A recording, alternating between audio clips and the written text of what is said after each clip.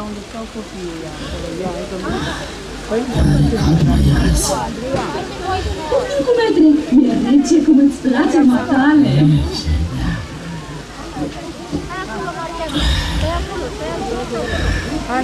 Hai du-te și tu acolo. Du-te tu cu ei came acolo, dă-mi coace. S-au pârnit puțin sarmale.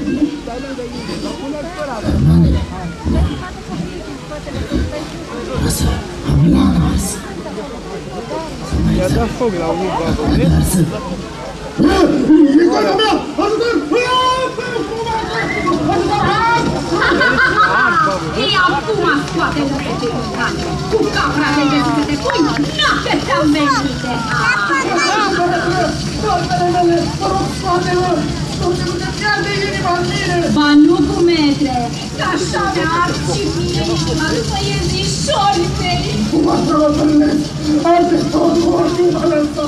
Ars cu metre, că poate fric să fii mai bun. Atunci poate să ridică focul! Și eu mă gândeam că te vine să-mi stinge cu ceva. Adu mamă niște pale. Nu! Nu o să arde toate! Și dacă nu o să... Eu zic, mamă, să aduci și niște bolobani. Auzi, pune inima în mine, cum ăsta!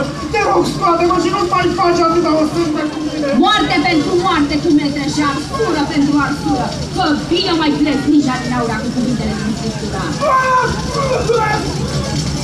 Da, babă, vezi? Este adevăratele!